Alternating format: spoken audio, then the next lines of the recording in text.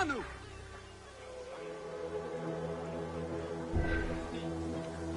Siamo Khalimas!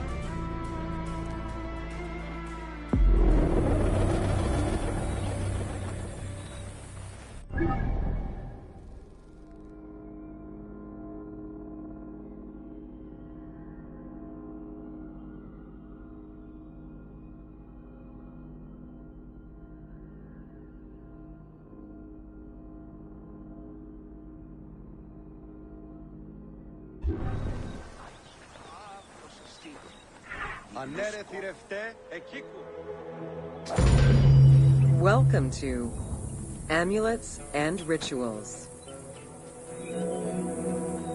Ancient Egyptians believed the world was a chaotic place, filled with supernatural forces. They knew that art and words gave life and power to things. Carved with images from hieroglyphs or in the shapes of gods, amulets were highly personal objects that warded off dangers and disease while attracting success. Some amulets were temporary, intended to solve a specific problem, while others were meant to be worn forever into the afterlife.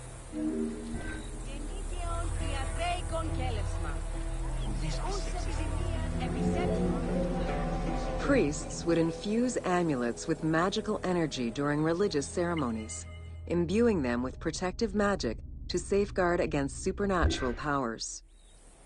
The wealthiest of Egyptians could obtain a divinely ordained pendant in which was hidden a magic formula inscribed on a piece of papyrus. It would act as a unique spell tailored to the owner.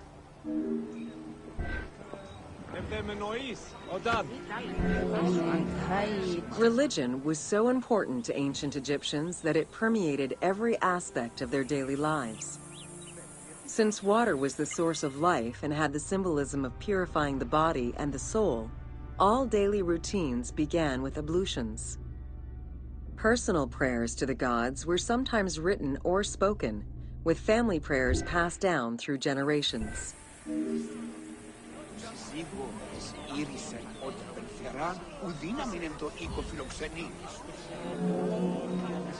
There was a complete calendar of each of the religious days, both good and bad, illustrating the appropriate daily rituals. Along with wine, milk, and ointments, offerings to the gods consisted of small amulets to life-size statues and family shrines.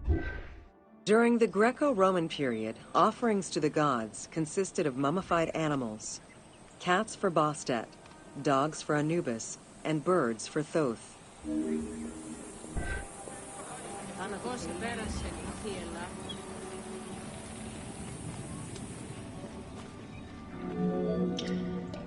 Deemed messengers of the gods, oracles offered guidance and judgment for all Egyptians, regardless of status. Crucial advice was offered on everything from day-to-day farming management to a pharaoh's decision on whether to start a war. Oracles were often used to decide legal issues. If the accused refused the judgment of the god, another god could be consulted in hopes of a more favorable reply.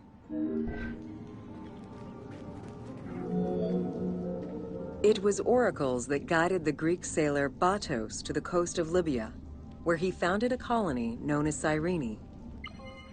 During Alexander the Great's campaign to conquer Persia, he consulted the oracle at the Temple of Amun within the oasis of Siwa, and was subsequently ordained a divine being.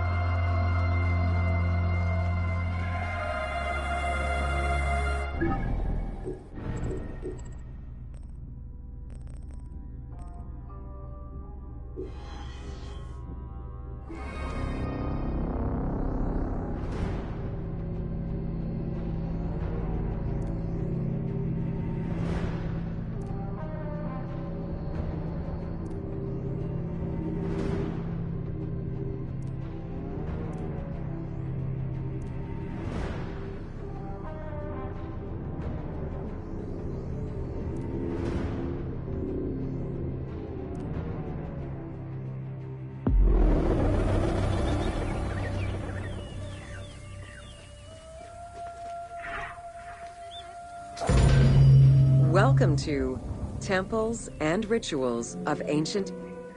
During rituals and festivals, the god was carried on a solar barge between the areas of a temple or the temples of different cities. Funerary carvings and paintings covering thousands of years, as well as the Book of the Dead, depict the same ship and oar design. Solar barges have been uncovered near or within several pharaohs' tombs. They were intended to carry the pharaoh into the afterlife.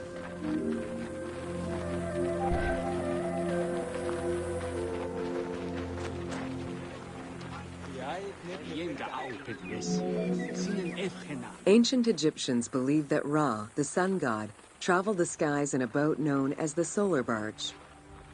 The solar barge was believed to cross over to mythological lands.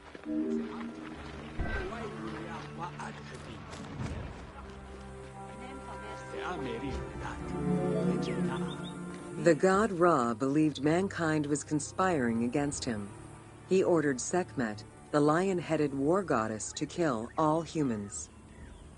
To his chagrin, Ra quickly realized that with all humans gone, there would be no one left to worship him. In order to stop the rampaging Sekhmet, beer was brewed and dyed red with pomegranate juice to resemble blood. Sekhmet drank every drop of the brew she could find, eventually passing out drunk. When she awoke, she was calmer, and her lion visage had changed into Bastet. The Festival of Drunkenness was celebrated in honor of that myth.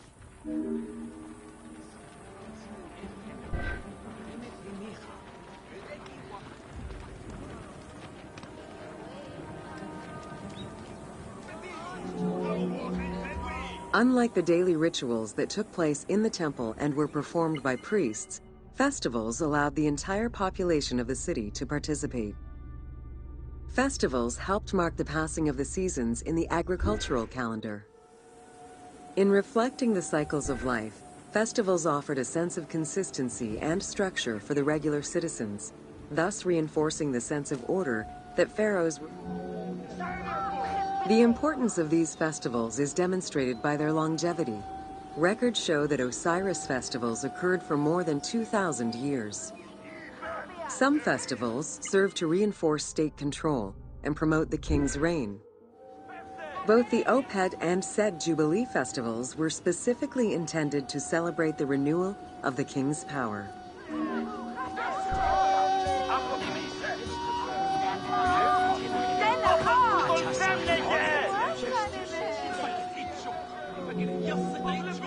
The temple hierarchy consisted of high priests, several types of priests, scribes, and servants. The high priest was known as the prophet. Some divinities had up to 4 prophets, and they were the ones to perform the most advanced and complex rituals.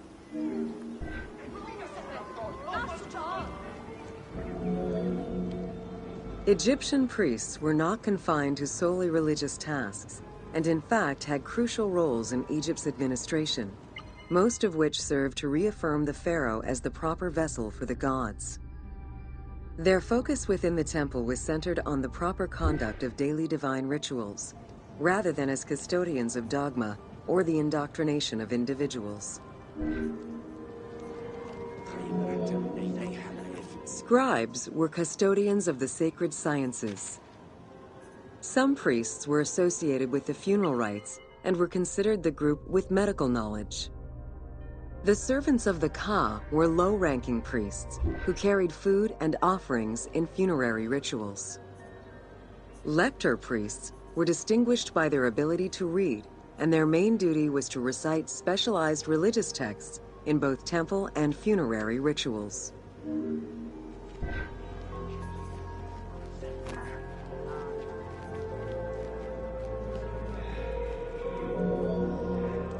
Priests and all the officials who served the temple worked only 3 months a year, with each period separated by a quarter of inactivity, at least within the temple compound. Each outgoing group handed over the temple and their tools to the newcomers. Only the high priesthood remained in permanent office within the temple.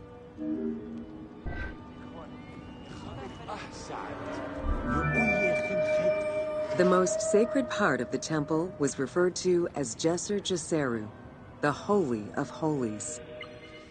The most sacred inner sanctuary was where the shrine to the temple deity was located. Only priests were allowed within. Offerings were given, and rituals unseen by even the pharaoh were performed. While the team chose to allow any character access to this space in some game temples, normally it was reserved for priests alone.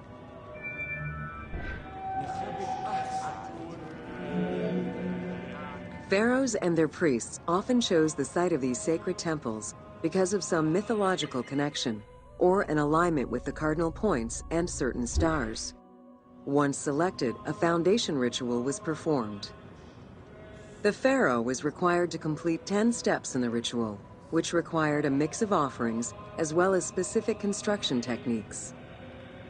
Once the temple was complete, construction of the chamber containing the shrine, or naos, began.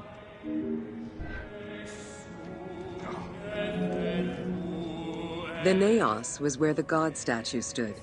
The representation of the deity was usually in stone or wood and decorated with gold, silver, and precious stones.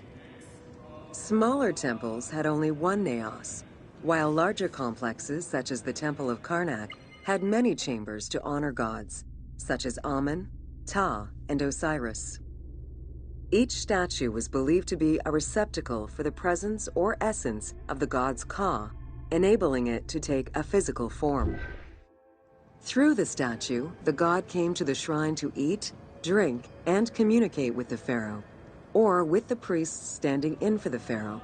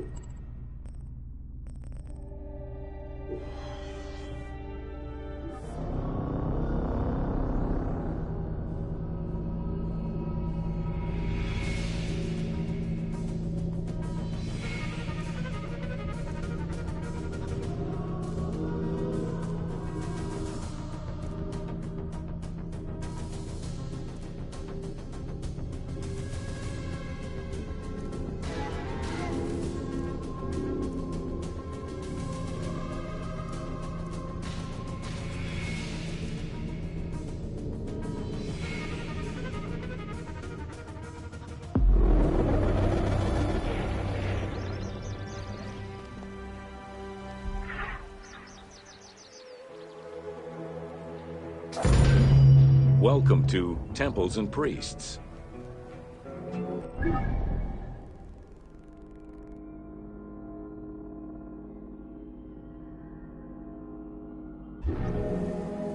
From its foundation, the city of Memphis favored worship of the god Ptah. The main temple of Ptah was known as Hutkaptah, meaning Palace of the Ka of Ptah. The name of the temple, translated into Greek as Aegyptos, would eventually evolve into the modern name Egypt.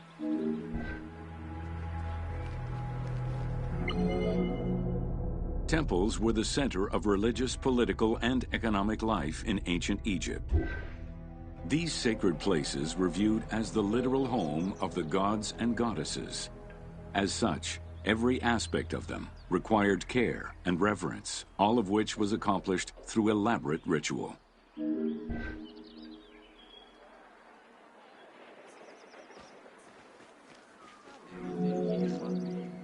Located in the center of Memphis, the Temple of Ptah was the most prominent and imposing building in the city.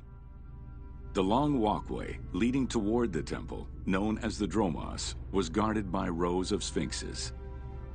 The entire sacred area was designed to keep the statue of the god protected, deep within the sacred enclosures that surrounded it.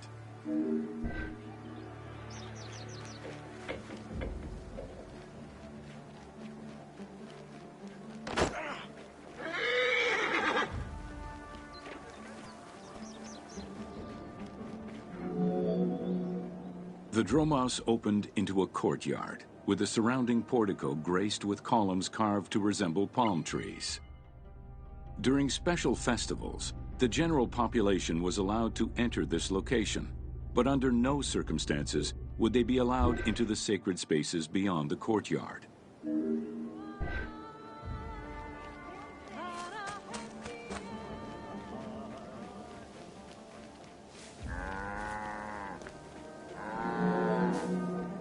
The Memphis Alabaster Sphinx was discovered in 1912, almost completely buried in water and sand. 8 meters in height and weighing in at roughly 90 tons, it is still mounted on its original pedestal. Though it is called the Alabaster Sphinx, it was in fact carved from common calcite rock, which is similar in appearance and texture to alabaster. Erosion has destroyed the original engravings, making it difficult to determine when it was created. Egyptologists believe that its facial likeness resembles Amenhotep II, and so it could have been sculpted somewhere between 1700 and 1400 BCE. It is believed that this monument once stood outside of the Temple of Ptah and was integrated into subsequent extensions to the complex. The size of the imposing sculpture reflects the importance it had to the temple during the New Kingdom. This Sphinx is one of the few remaining artifacts from the ruins of Memphis to survive.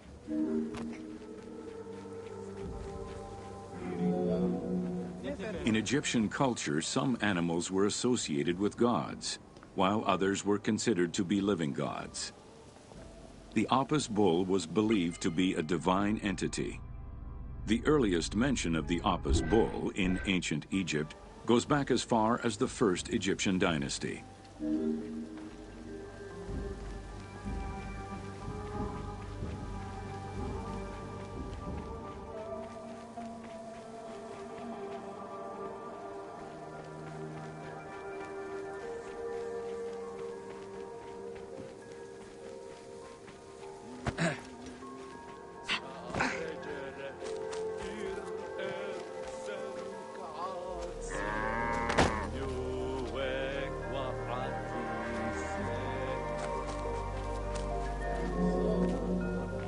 Originally the symbol of fertility, the Apis bull was linked to the god Ra, with the image of the sun carried between its horns. Later it was associated with Osiris, the ruler of the underworld, thus becoming the funerary divinity Osiropis. During the 18th dynasty in Memphis, the Apis bull's association with the city's deity earned it the title Herald of Ptah. The Apis bull was so revered that even Alexander the Great, upon his arrival in Memphis, gave honor to Apis.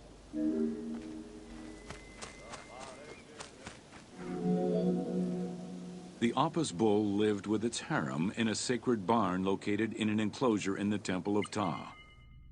Each bull bore 29 signs representative of its divinity.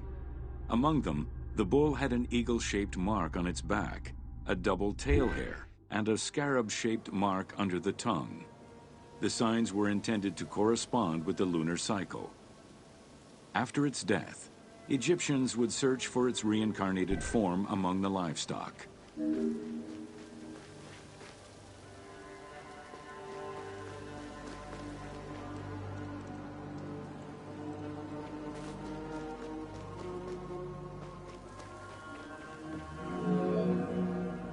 Like other living divinities, the mortal incarnation of the Apis bull was prayed to, and when it died, it was given a luxurious funeral, which included mummification.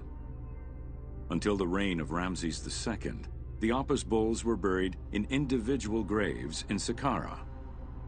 During the 26th dynasty, the bodies of the bulls were buried in enormous stone vats in the underground corridors of the Serapeum of Memphis.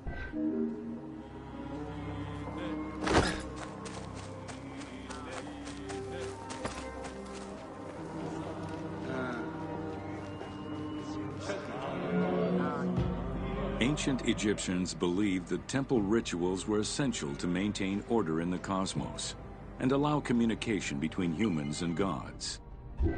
The pharaoh was required to bring offerings as part of a twofold promise made to the gods, to remain a just ruler and to prevent chaos from entering Egypt. Details of the ceremonies found on temple walls provide a thorough overview of the stages of the daily ritual. Performed 3 times a day to mirror human mealtimes, each step of the highly symbolic ceremony was accompanied by specific recitations. The high priest would first awaken the sleeping god with a chant. Then the seals of the shrine's doors were broken and the bolts drawn back. The act of swinging open the doors was a symbolic gesture where sight was granted to the deity. The priest would then bow and kiss the ground.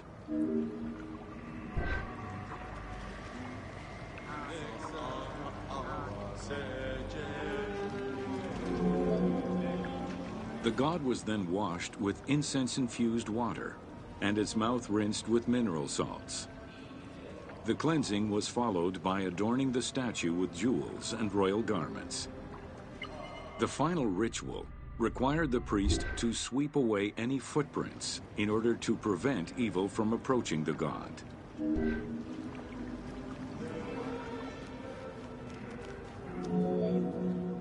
Heredity was the primary source of new recruits. Rarely was an outsider allowed this position. At the top of the temple hierarchy was the high priest. Each temple dedicated to a god had at least one high priest devoted to its care and service. During the Ptolemaic dynasty, one family held the position of high priest in Memphis for almost High priest candidates made their way up the ranks of the temple hierarchy. The one chosen to occupy the lofty position of high priest was usually confirmed by the pharaoh. Several of the high priests were also important officials in the government. Families sharing the highest priesthood titles tended to make many alliances, thereby gaining more land and wealth. In the 21st dynasty, Thebes became the capital of an almost entirely theocratic government. The city was headed by king priests who spoke and governed in the name of the god Amun, in open opposition to the ruling pharaohs. The educational institution in ancient Egypt was known as the House of Life. Attended by the offspring of the elite and the clergy, it was a place tailored to the social status of its attendees.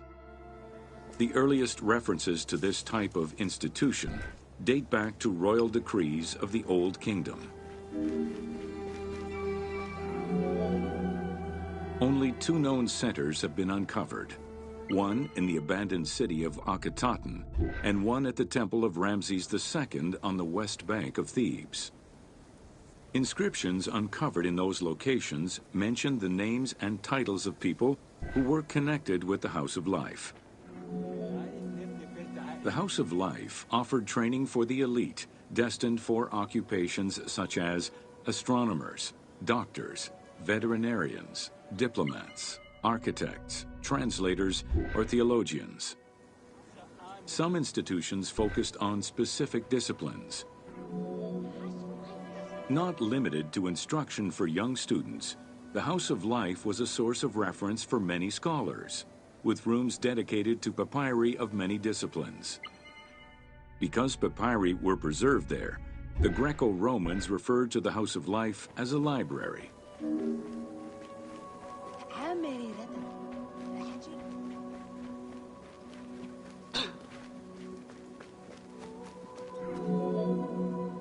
Ancient Egyptian economy was based on an unequal system of redistribution of goods.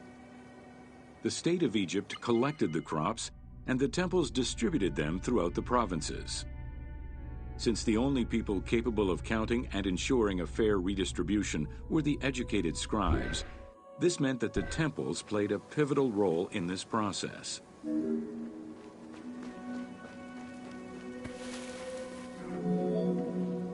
There are records of pharaohs making offerings of large tracts of land and animals to temples in order to maintain their favor. Ramses III offered generous gifts to the Temple of Amun in Karnak. Palaces, warehouses, and granaries were built inside the temple compound to better control the redistribution of goods. The size of the recorded numbers of goods, combined with every other function filled by temples, only serves to confirm their might as economic, religious, and political centers of power within Egypt.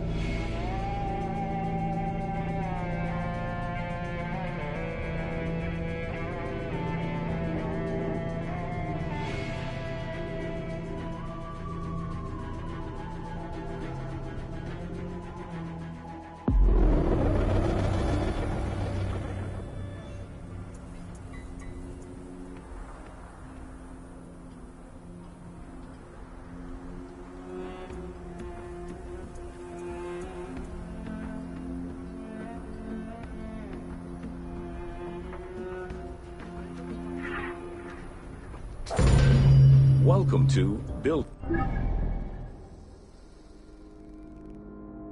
Ancient Egypt. Constructed with bricks made of mud, most ancient Egyptian buildings were not permanent. Only religious temples and funerary monuments were meant to stand the ravages of time. For the limestone was common and easy to extract from quarries on the east bank of the Nile. This particular limestone had marine fossils in it, however, preventing it from being easily done. Ancient Egyptians preferred to use sedimentary rock beds or layers like sandstone and limestone because they were often easier to extract. The common method used to extract workers would draw a large grid directly on the stone's surface, taking care to leave a space between the blocks. This allowed them to isolate the different blocks and create a trench that would make the extraction easier. Stoneworkers used iron chisels for hard rock and bronze or copper tools for softer rocks such as limestone. Removing material between each block created a trench line. In some quarries, that trench was wide enough to accommodate a worker, who would then cut the block entirely on site. For harder rocks like granite, workers cut a series of holes and hammered wooden wedges into them. They then soaked the wood until it swelled and caused the rock to split.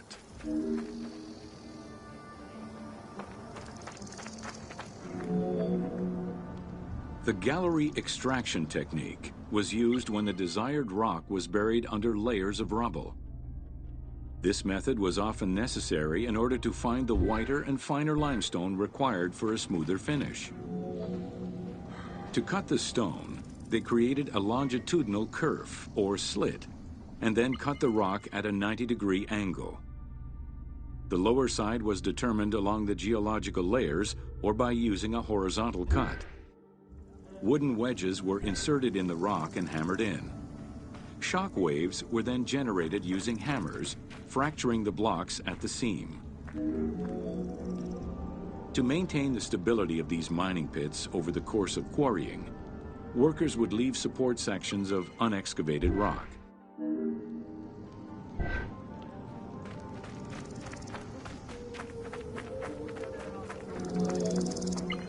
In every quarry, dedicated shrines were established to offer protection for the workers. In particular, Serket, the scorpion goddess, was considered a very powerful deity among quarry workers. Every mine and quarry of ancient Egypt included a scorpion charmer who was said to use magical powers to ward off the dangerous insects and keep the workers safe.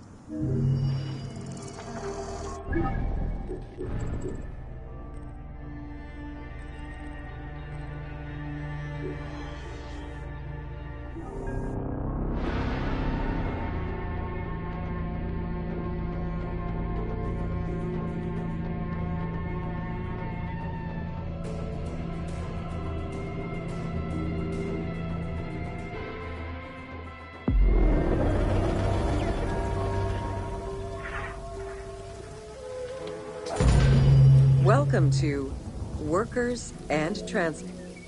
Whether workers were employed for the pyramid construction or at the quarries, the government supplied food and housing. Workers for the pyramids and royal necropolises were housed in more permanent villages, such as the famous Deir el-Medina. Quarry workers had more temporary lodgings. All skill levels were needed and utilized, from basic work hands to prepare the... Skilled architects and engineers were employed year-round, while support labor were often farmers who worked on the quarries or construction during the Nile's flood season. The basic labor. Archaeological research shows that no food was stored or prepared on site, but instead workers received abundant rations of bread, beer, and meat. These rations were taken care of by an administration outside the village. Medical treatment was also available for those who were... While some quarries were close to the Nile, others were located across the desert and required long expeditions. These expeditions were sanctioned by the state. They involved complex logistics and required many participants. Transporting a block by land meant that workers had to overcome the weight and friction of the load. To solve this, they first dug a track in the ground. This path was sometimes reinforced with rails upon which a sled, used to ferry the blocks, would be pulled. Whenever possible, blocks were toppled from a higher elevation onto the sled. Workers then poured water onto the clay at the front of the sled, creating a slick surface to more easily move the load. It wasn't until the New Kingdom that animals were used to tow the burden.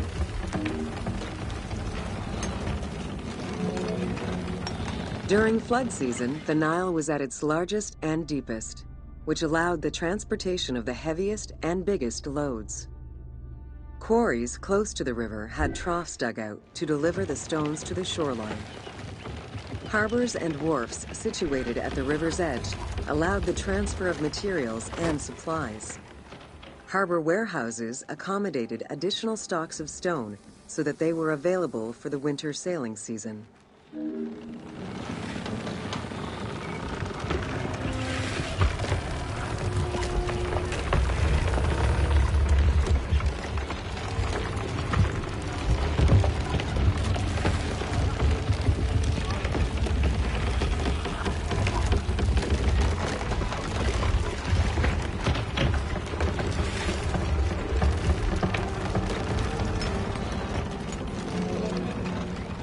The Wadi el-Jarf papyri detail a limestone load intended for the Khufu pyramid that weighed in at 70 to 80 tons, or 30 blocks.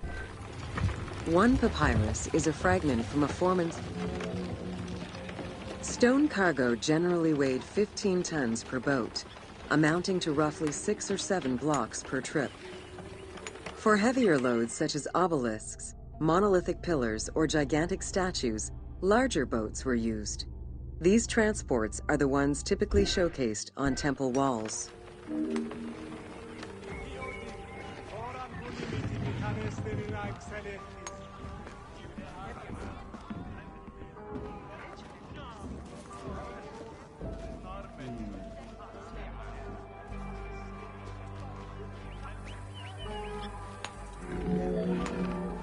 River transportation was the most efficient way to ferry stone blocks between the quarry and the construction site. Blocks were transported by flotillas of several types of boats. The most detailed illustration of transport by river is a relief of Queen Hatshepsut's barge with an accompanying flotilla.